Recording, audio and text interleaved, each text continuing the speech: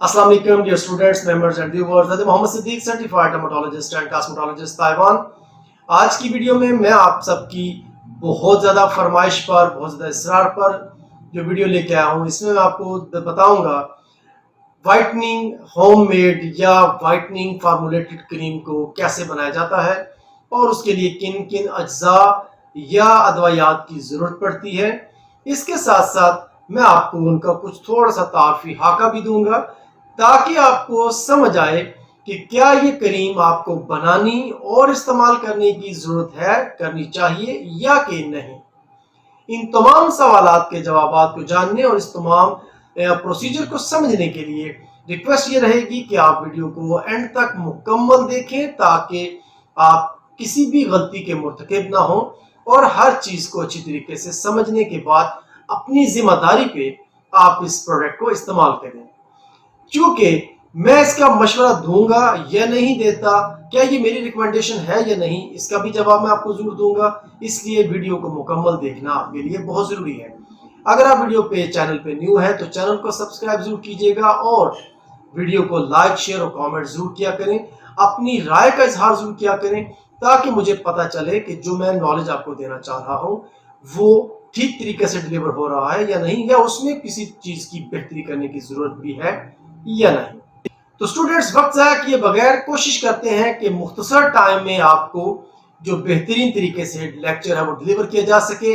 तो शुरू करते हैं। सबसे पहले जो मेडिकेटेड वाइटनिंग क्रीम है, इसको बनाने के लिए आपको किन अज्जा की जरूरत होगी या कौन से इंग्रेडिएंट्स आपको दरकार होंगे।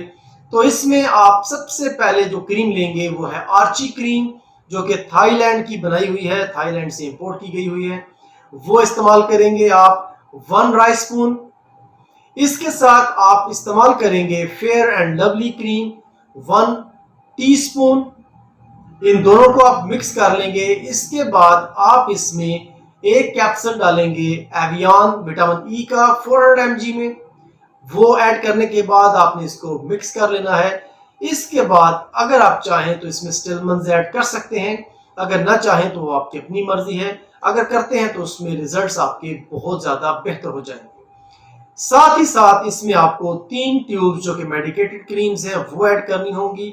और इन मेडिकेटेड क्रीम्स के बारे में मैं आपको बता दूं कि ये आपकी अपनी मर्जी पे है कि आप चाहें तो इसमें तीनों ऐड कर सकते हैं, चाहे तो कोई एक या फिर 2 ऐड कर सकते हैं। इन क्रीम्स के नाम है बेटनोवेट, डर्मोवेट, क्लोबोवेट। इनकी क्वांटिटी है वो आप अपनी जरूरत के मुताबिक भी ऐड कर सकते हैं। अगर जिस फार्मूला के हिसाब से मैंने आपको बाकी चीजें बताई हैं, अगर उस फार्मूला के हिसाब से आप चलेंगे तो फिर ये तीनों ट्यूब्स जो है वो ½ टीस्पून से थोड़ा सा ज्यादा, मतलब ½ टीस्पून से कम ना हो और ½ टीस्पून से बहुत ज्यादा भी ना हो, तो इक्वल ½ टीस्पून, मतलब यूं कह लीजिए कि 1 टीस्पून का 1/3 जो है 3 हिस्से जो बेसिकली उसके बनते हैं वो आपने इसमें ऐड कर लेनी है, तीनों ट्यूब्स। अब इनको आपने अच्छे तरीके से मिक्स करना है और कोशिश करनी है कि ये मिक्सिंग जब आप कर रहे हो तो आपके हाथ और जो एटमॉस्फेयर जहां पे आप इसको बना रहे हैं वो बिल्कुल साफ हो। इसको बनाने के बाद इसको अच्छे तरीके से एयर टाइट जो ग्लास की, कांच की बोतल है उसमें रखिए और रोजाना सुबह शाम इसको इस्तेमाल करें। मेंबर्स और स्टूडेंट्स, बहुत आसान तरीके से मैंने आपको एक मेडिकेटेड क्रीम का फार्मूला बता दिया है जिससे आपकी pigmentation, hyper pigmentation, post inflammatory hyper pigmentation और जो डार्कनेस है या डलनेस है उसका हल आपको विद इन अ डेज मिलना शुरू हो जाएगा। क्योंकि ये एक मेडिकेटेड फार्मूला है इसलिए ये बहुत जल्दी काम करता है। याद रखिएगा कि हमेशा मैं एक चीज कहता हूं कि जब भी कुछ करिए तो उसको समझ के करिए, जान के करिए, ताकि आपको मालूम हो कि जो आप कर रहे हैं वो करना चाहिए या नहीं, या उसके करने के फवायद कितने हैं और नुकसानात कितने हैं। क्योंकि अगर फवायद ज्यादा हो, नुकसानात कम हो तो फिर करने में कोई हर्ज नहीं है, लेकिन अगर नुकसानात ज्यादा हो और फवायद ना हो या बहुत कम हो तो फिर करने में नुकसान ही नुकसान है। तो सबसे पहले हम अपने इंग्रेडिएंट की बात करते हैं जो कि है आर्ची क्रीम।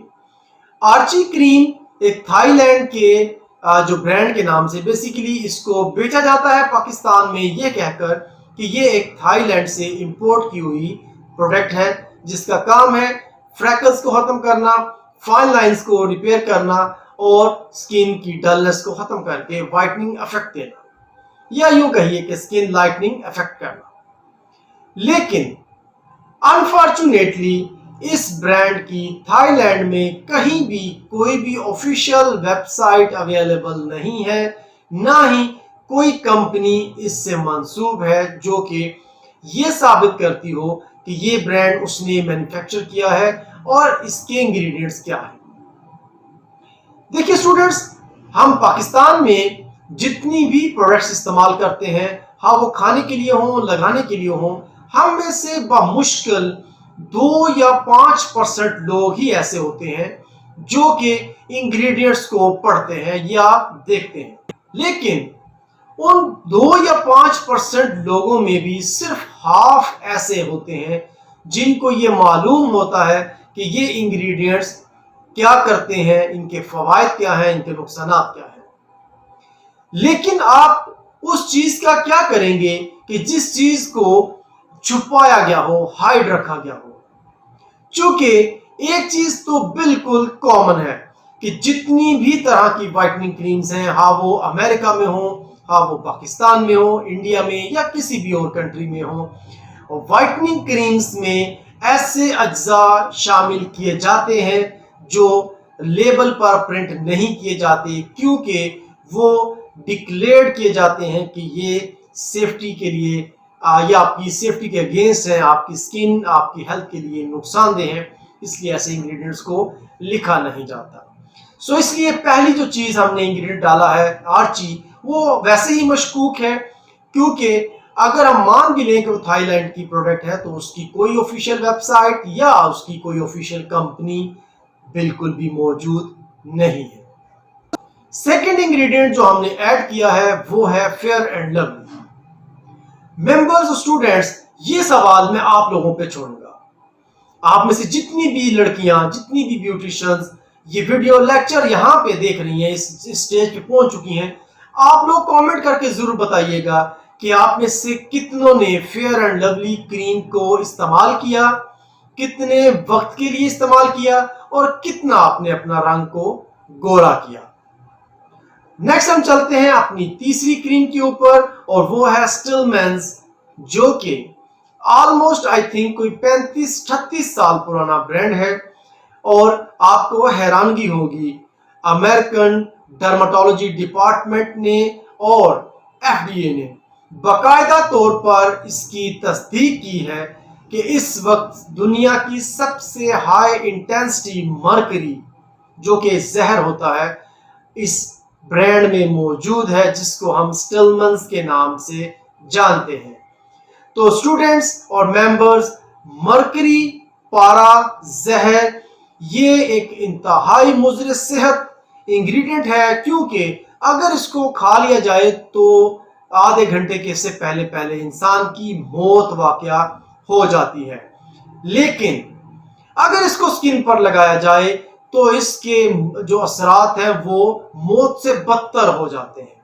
हेयर फॉल का होना, बांझपन का होना, PCOS, हार्मोनल चेंजेस, जो पीरियड से रिलेटेड प्रॉब्लम्स हैं, स्किन का जो स्किन में जैसे कि रैशेस का होना, सोराइसिस जैसी डिजीजेस का होना, ऑटो इम्यून डिजीजेस का होना और हजारों इसके जो साइड इफेक्ट्स हैं वो नमूदार होना शुरू हो जाते हैं या आपको मिलते हैं।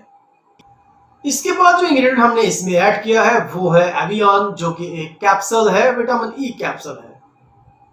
स्टूडेंट्स और मेंबर्स, जब भी हम कोई मेडिसिन खाते हैं तो वो जब हमारी ओरल या जब हम इंट्रावीनस या जब इंट्रामस्कुलर जब हम कोई भी या जब इनहेलेशन के थ्रू जब हम कोई भी प्रोडक्ट लेते हैं या मेडिसिन हम लेते हैं तो उसका एक मोड ऑफ एक्शन होता है। उस मोड ऑफ एक्शन के तहत ही वो काम करने की सलाहियत रखती है, वगरना वो बेकार है। अगर एक इंजेक्शन जो कि इंट्रावीनस है, अगर आप उसको पी लेंगे तो वो काम नहीं करेगा। इसी तरह से अगर एक मेडिसिन को पीस कर आप इंजेक्शन के थ्रू इंजेक्ट कर लें तो वो काम نہیں کرے گی، فائدہ نہیں دے گی بلکہ نقصان دے گی۔ اسی طرح سے وٹامن ای کا جو کیپسول یا ایویان جو کیپسول ہے یہ اورل کے لیے ہے، انٹیک کرنے کے لیے ہے، اور جب تک آپ اس کو کھائیں گے نہیں یہ اپنا کام کرنے کی صلاحیت نہیں رکھے گا۔ اور اگر آپ اس طریقے سے ڈائریکٹلی اسکن پہ یا ہیئر پر ایویان کیپسول کا استعمال کریں گے تو یہ آپ کی اسکن کو ڈرائی کرنے کا سبب بنے گا۔ اس لیے اس کیپسول کو بھی لگانے سے اس کا کوئی بھی فائدہ نہیں ہوگا۔ اسٹوڈینٹس، نیکسٹ جو انگریڈینٹ ہم نے ایڈ کیا ہے، میں ٹائم کو بچانے کے لیے اس کو مرج کرنے لگا ہوں، کیونکہ ہم نے 3 ٹیوبز کو ایڈ کروایا تھا، کلوبوویٹ، بیٹنوویٹ، ڈرموویٹ۔ ان تینوں کی تعریف یہ ہے کہ یہ تینوں سٹیرائڈ ہیں۔ سٹیرائڈز کے بارے میں آپ کو اس لیے بتانا چاہتا ہوں اسٹوڈینٹس کہ یہ آپ کے مسائل کو ابھی حل کر دے گا۔ جیسے ہی آپ اس کی ڈیفینیشن سنیں گے آپ کو خود بخود آپ کے تمام سوالات کے جوابات ملنا شروع ہو جائیں گے، جن سوالات نے آپ کو بہت سے اسکن اسپیشلسٹ سے کانٹیکٹ کرنے کے لیے مجبور کیا، بہت سی گائنیکولوجسٹ کے پاس جا کر علاج اور دوائیات خریدنے پر مجبور کیا۔ سٹیرائڈ جیسے کہ کورٹیکو سٹیرائڈ، ہائیڈروکونین، اس طرح کے جو سٹیرائڈز ہیں، کلوبوویٹ، ڈرموویٹ، بیٹنوویٹ اور اس طرح کی دیگر جو میڈیسنز ہیں ان میں پائے جاتے ہیں۔